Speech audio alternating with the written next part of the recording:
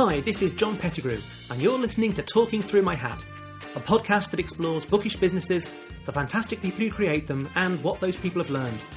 I'm a hat wearer, a recovering editor, and the creator of Future Proofs, enabling editors and authors to work better online. To find out more, visit wearefutureproofs.com or follow me on Twitter at John_Pettigrew.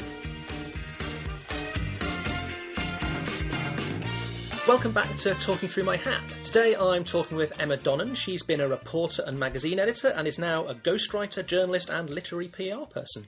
So thanks for talking to me today, Emma. No problem. Thanks for having me. I'm really intrigued by ghostwriting. It's something that's kind of, by its nature, often hidden. How do you describe what you do to people who aren't familiar with it? I would say that I basically get inside the mind of a person who wants to write their autobiography. So I learn to think like they think, talk like they talk, and write the book as though it is written firsthand by them. And the idea is no one knows I actually exist. They think that person has written every word of that book for themselves. Excellent. And is it mostly autobiographies you do, or biographies? Or? All autobiographies, right. Yeah. And is this famous people we might have heard of, or sort of ordinary people, or everything in between? It's quite a mix, to be honest. There's a lot of people will be famous people, but then there are people who just have an interesting life story where you think that the public would want to read their book. And so they're not necessarily famous, but they've always done something very interesting. Yeah.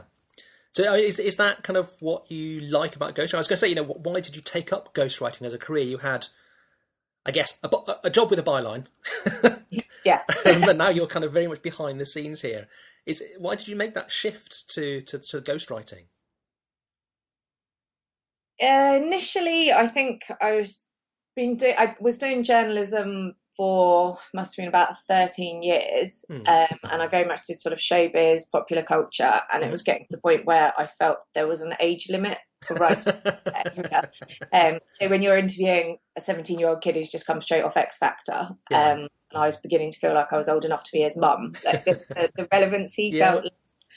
So I began sort of looking around what to do next, and I've always sort of quite fancied the idea of ghostwriting anyway. And at the time, I would ghostwrite people's columns in the magazine was one of the aspects we did. So if you had a celebrity who had the column, very rarely would they write every word themselves. You would interview them each week and talk it through and help them come up with it. That seemed like a natural extension to go into something like that. So I began looking around, looking for an agent, found a lovely guy who was all up for taking a punt on me, even though I hadn't done any books at the time. And then, we just put our heads together, started coming up with some people and took it from there, really. But sorry, to answer your initial question, it's very much, I think it's taking the aspect of journalism that I liked, being nosy and getting inside someone's thinking and different life. But then you can do an extended interview. It's not that you're having to cram that person's life into 500 words or 1,000 words in the paper. You can really get your teeth into it. And exactly. So I think that's why the real appeal in the beginning. And how did you get your head around? I say you got yourself an agent. Obviously, I suspect that one of the really hard parts of ghostwriting is finding the work, because it's also, I guess, almost by definition, someone isn't going to advertise, I want to get someone to write my autobiography. So how do you get into that? How do you get the work, I suppose, is the main thing. So in the beginning, it was probably quite useful because I was ghostwriting alongside journalism for a bit. So my first books were all people I was already coming across in my day job. You had your network ready in place. Yeah, basically. So I would know the celebs, but also I might know their agents or their managers, or so we could sort of talk about it in that respect. It was a little bit harder when I first left journalism because I wasn't having the day-to-day contact with those people, but I still had quite a lot of networking from my time doing that job. And then also my agent will put out feelers for people as well, and sometimes he'll have someone approach him who doesn't have a ghostwriter and he can link us up. And then there's just, some of the people whose books I've done who aren't famous, I might have read about them in a newspaper and thought, okay, this could work. And then I've contacted, one guy even just contacted him through Facebook, and then he came back and was like, actually, there could be a book here. And, that went back and forth. So it's kind of, you kind of might read a feature piece about them in a newspaper or something, you think, actually, that's an interesting person, maybe we should dive deeper into that. Yeah, basically. Okay, so it kind of, to some extent, it's almost as much you're commissioning or originating the people, particularly for that, I guess, the less celeb people. Mm-hmm. That must be a really interesting aspect of it. It keeps that reporting side going, I suppose, doesn't it? Yeah, and I think like none of those people are expecting to be approached about a book. They're quite taken by surprise, I think, and a lot of people's initial reaction is like, "Oh no, people don't want to read my story. I'm not that kind of person." And then they go away, think about it, and then quite often, fingers crossed, it's a positive. Yeah. So, and where do these books tend to get placed? I'm guessing there's the celeb stuff is major publishers have already got it sorted. I mean, if you're starting going, do you want me to write your autobiography to somebody who might not be thinking of that? How does the rest of the publishing process go? So it's the same process whether they're famous or not, assuming I've linked up with the person and taken it to my agent and then taken it to the publisher. So I'd sit down, interview them, and pull together a proposal, which tends to be sort of an overview of the book, ideas on how it could be marketed, any other similar books in that field that would show publishers there is a sort of a track record. You quite often do a chapter breakdown, sample material. It's quite a lengthy process getting the proposal together, but that's the same. I mean, you might do a shorter proposal if they're a famous person because their name and the stats alone potentially sell the book in, but for non-celebs it's important to get the whole story down there, and then it goes to my agent. He'll pitch it out to various publishers. They come back and say interested, not interested, can we have a meeting and meet this person? And then so it's almost like a standard non-fiction project there by the sound of it, except that you're writing the proposal, you're functioning at that stage at least as the author, not the nominal author who's the subject. Okay, that's fast. And so you say you kind of started off almost as a side project. Journalism, I think, lends itself to that kind of thing, doesn't it? You can take on amounts of work, but why did you make that step to go, right, actually no, this has been fun, but I'm actually going to commit to it full time, or as my major thing? It was a lot of work juggling the two. I sort of found in the last year of journalism I would be working all day in the office, that sometimes there's evening events to go to, and then might be coming home and literally writing through till sort of 4 a.m, getting a few hours sleep in the night, because the kind of, I mean, I'm a big fan of a book that needs a very quick turnaround. I don't want to drag out a book for a year. I'd rather spend 2-3 months like hammering out that one person's book. So it was becoming too much, but also I was finding that I was getting enough solid offers of books or books working out that when I did the sums, it was like, right, I can live off this. So that's always a good starting point when you're starting up a business. Yeah, exactly. So how many books do you, or projects, or however you count them, do you find yourself getting through in a year? Very hit and miss. If well, that's the joy of the freelance life. If I mean, I aim to do a book in 3 months if I can. Right. So in a perfect world, while I'm working on one, there might be others doing the proposals round. and but then sometimes I can go through a period where you've got a few proposals going out and actually they're not catching anyone's attention, and then I'm so deeply involved in a book that I'm not thinking about writing other proposals while I'm on it. So 3 or 4 books in an ideal world, but sometimes it's been 1 book a year, and it's like it varies around. So I suppose once you find yourself trying to squeeze 5 or 6 books into a year, you're starting to think, not enough time. Yes, exactly. But and what kind of stuff do you do with the PR? So I started off doing some PR on the side of the ghostwriting, just general PR for anything that kind of took my fancy. And then I did a book. It was a book that I'd ghostwritten. I was then asked if I could PR it as well, and I thought, okay, I'll try it. Really enjoyed it, and actually all my PRs moved in that direction now. And I mean, it makes a lot of sense, because I think when you're writing a book, it's ideal if you can think about the press down the line anyway, which lines work really well, what will help sell this book in. But then when you're selling a book in, it's like, oh, well, what will a journalist want to write about? So it's almost, I feel like I've almost got the trinity of sort of experience around and so they all sort of complement each other in a way. Yeah. That makes sense. Yeah, absolutely. I think one of the one of the things I've always loved about when I was a freelance and running a business now is this thing that you don't get locked into doing one thing. Mm-hmm. Sometimes by necessity, and sometimes because you can. You can play around with lots of different stuff and think, actually, I'm bored of that now. I'm going to do this for a bit, even if it's like 10 minutes or 10 days or a big chunk of time. It's not always a rhythm, but there's a change to what you need to kind of do as it goes along. Mm-hmm. Yeah, absolutely. Kind of touching on this idea of one of the problems with freelancing, and I was a freelancer like 6-7 years, is always planning for the future and planning your workload and stuff. You've got to have the pipeline of stuff that you're hoping is going to pay off and relationships with the people you think are going to give you work and stuff. How do you plan kind of your year, your next few years? What how far ahead can you plan for the kind of stuff you do? Not too far. Yeah, I mean, I definitely wouldn't be planning ahead more than a year. Quite often you might be talking to a publisher and they'll say, oh, I have a gap in my schedule for next year where I'd really like a male celeb that appeals to teenage boys or something. And then you might start thinking around that. But no, I long-term planning probably doesn't really exist too much with this, because I mean, it's ever changing market in terms of what people are looking for and what's popular. So you couldn't even say now, right, next year you want to write about this, because next year fashions will have moved on. Yeah, exactly. Yeah. So, and is that kind of that reactive nature, that very much in the moment, is that from the sound of it, it's kind of something you really enjoy about it? Yeah, love that.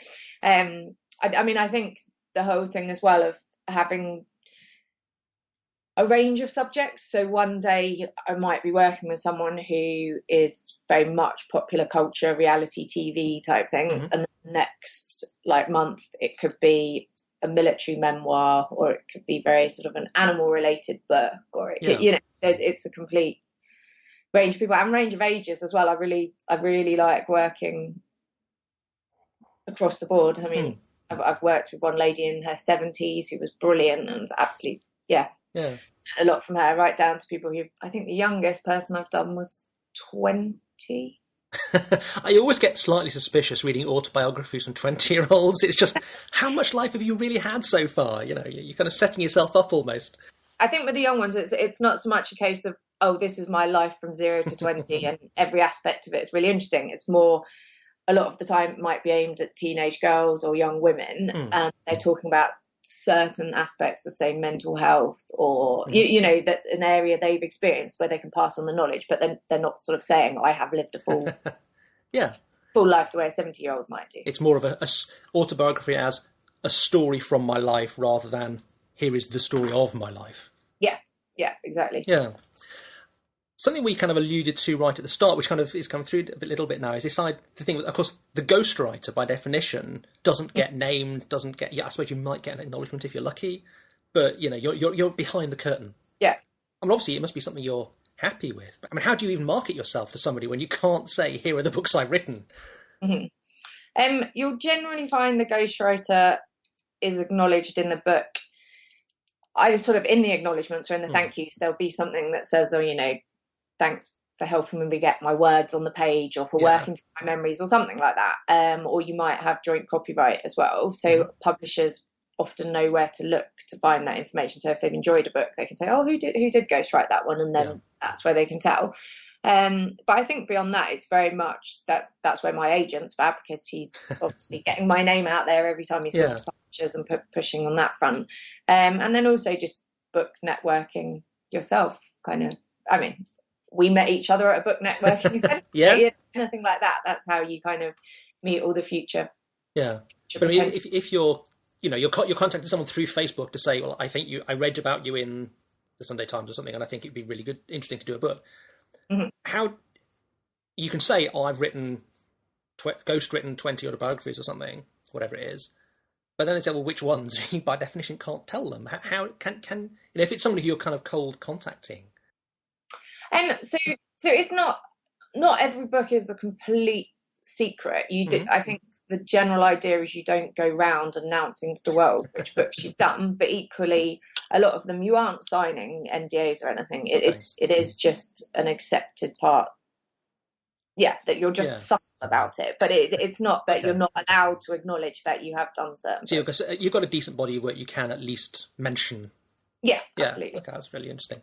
And that side of it, of, as you say, confidentiality, copyright. You mentioned joint copyright and stuff. I mean, obviously, your agent's negotiating that on your behalf, but how does that kind of work? I mean, how do you like to it? Do you like getting kind of joint copyright so that you've got a little bit of leverage almost in there? I mean, how does that kind of work out for you? Yeah, I mean, I'm not. When you say about things, when I know you mentioned before about what you learn about yourself as you go along and the difficulties of freelancing, I'm not good at money conversations. I just it's not a thing I'm strong at, and that's where That's I what like. your agent's for. Yeah, exactly. That's why I like having him, because he can do all of that. And whereas I would probably just get scared and accept the first offer, he back and forth gets everything, in a good place. I mean, I like, there's various sort of payment systems. You can either have a percentage of the advance and then percentage of royalties, or you can just have a flat fee. I mean, it works in all. I like a percentage of everything because I feel it gets you involved in the whole process. Yeah. So it's another added reason for you. I mean, you always want the book to sell well anyway, but it's another added reason for you wanting it to sell well. And you're working as an author, so royalty makes kind of more sense than a work for hire, really, doesn't it? Mm-hmm. Yeah, no, exactly. And I just think being involved from the start to the end in that respect is quite nice. Yeah. So I think, as you just alluded to there, what running a business is a hard thing, particularly for people who come, none of us come with all the skills that we would need to run a business. What are the bits that you find hardest? I mean, you mentioned money. Is that the thing that you just like to hand off to your agents? And Yep. Yes. That bit I don't enjoy until it arrives in the bank. Yeah, that side of it always helps, I find. Yeah. I suppose it's quite a solitary job. Mm-hmm. You're very much at home at your desk. Obviously have the contact with the subject and with your agent, but beyond that, it's very much you and the computer and maybe a dictaphone playing back the interviews. So, yeah, not going a little bit loopy on that front. Yeah, it's probably keeping some human contact. Yeah, I mean, I'm lucky, as in my partner works from home quite a lot as well. So, you will wander in from room to room and sort of say, "Oh, how are you getting on?" And like talk about what we're up to. So, if I didn't have that, I'd probably get a little. I'd have to go off and work in a cafe or something. I think I'd be a bit more. Yeah. Yeah, I know. I know people even because we have an office. It's a shared office, and some of the people there will work in cafes some days. It just gives you that different atmosphere, doesn't it? Mm-hmm. Yeah, no, exactly. But I think as well, I mean, that there's always the worry about income coming in regularly enough. But I've always been all right on that front, and I think very occasionally I've dropped back to journalism for a little bit. I've been stuck because I know I can pick that up, but obviously also I have the literary PR side that I work on quite a lot as well. So between everything, I've never been stuck on that front. So I mean, what have you? I mean, as we mentioned, you've been running this business for a while, and so how did you go about learning to be a freelancer, to run a business, to run a PR agency, however you describe that side of things? I mean, do you just muddle along? Do you go to people and say, "Help me, I don't know what to do here"? Are you a kind of reading lots of business books kind of person, or how do you kind of go about that side of it? I think I have very much felt my way, to be honest. I think, and maybe that has helped because maybe I've approached it from a slightly different angle. I think a lot of people who go straight into PR might do things slightly differently to me. I mean, for example, I think a lot of publishers might just bulk send out books to every possible reviewer when they have a new book publicised, whereas I've been in an office, I've sat there as 30 books a day and arrived to the reviewer and just get put on the shelf for freebies for anyone else in the office to help themselves to, because they haven't the time to write about them all, and they know which ones are going to work and not work for them. And I kind of feel with PR Head On, I will very much focus in on who I think will review it, but then actually talk to them first and see if it's likely, and then send them a copy. And then so just little things like that maybe did a little differently. I didn't know whether I was doing it the right way or not when I started, but it was just trial and error, and I seem to have had reasonable success in it, so it's all been Yeah. And on the writing side, you kind of lean on the advice of your agent and that kind of thing for how to steer things and keep the whole business kind of on a level keel. Yeah, I mean, I have a brilliant agent. I should name check him. It's James Wills at Watson Little. But no, he's always up for a really long chat about anything. Sometimes we're on the phone for like an hour as we're discussing sort of angles or who to go for next. So he's been really brilliantly supportive. So. Yeah, I always find it's really useful to have that, at least one person who can bounce ideas and just talk stuff through, who understands what you're trying to achieve. Yeah. Because you can talk to your partner, you can talk to friends, but they don't get what you're trying to do in the same way, do they? Because they've got their own things that they do. Yeah, exactly. Yeah. So, I mean, what have you learned about yourself from doing this, the ghostwriting as a business, the PR, are you the same? Do you understand yourself the same way you did back when you were working for magazines? Ooh. Yeah, I don't think I've hugely changed. I probably have got better in my own company. I think when I was working in magazines, especially doing the sort of showbiz side of things, or so before magazines, I did newspapers and I was doing the gossip columns. Okay. So you'd be out every night for that. And I don't think I ever would have spent a minute alone if I wasn't at work in an office. Right. I would be on these parties, or I'd be catching up with my friends, or whereas I think, say we bit stereotypically, but once I'd started writing, moved out to the countryside. So now I've got my house with my foster chickens and foster dogs and all sorts going on. And or was actually someone else who keeps chicken? Yeah, no, chickens are great. But I think I've sort of realised I can be in my own company a bit more than maybe I could have. It's interesting, isn't it, how the work environment, you think you need one thing, and then actually, no, I can do this.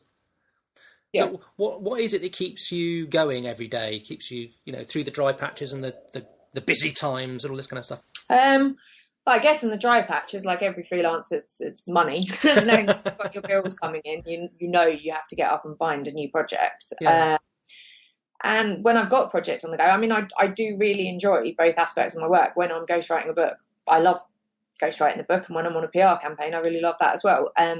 So I think getting your teeth into the project, I want to get up and I want to be selling that book into someone, or talking or thinking up different angles or aspects that they might write about, or how I could, this bit hasn't worked very well, how can I make that work today, type thing. And when you're ghostwriting, it's the nosiness of what comes next in that person's story, and how can I present it in a way that people will want to read it and that publishers will want to take the book on. I think is the pull. Yeah, excellent.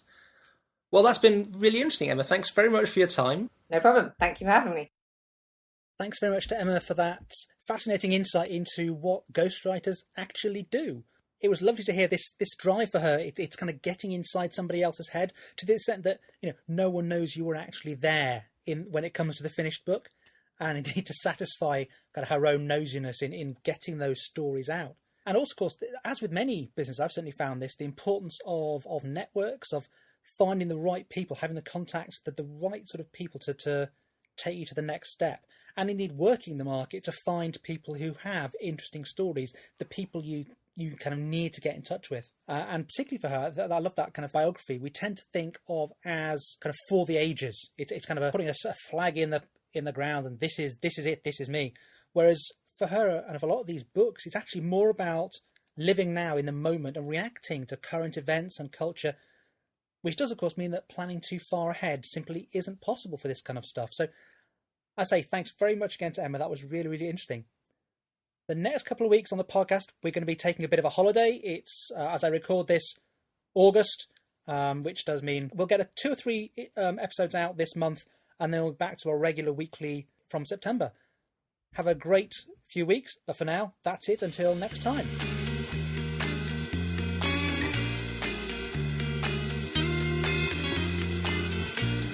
This was Talking Through My Hat, a podcast by John Pettigrew, founder of We Are Futureproofs. Please let me know your thoughts by leaving a review at Apple Podcasts or by commenting on the website, myhat.wearefutureproofs.com. You can subscribe to this channel at Apple Podcasts, Spotify, or wherever you get your podcasts. Our theme music is from hooksounds.com.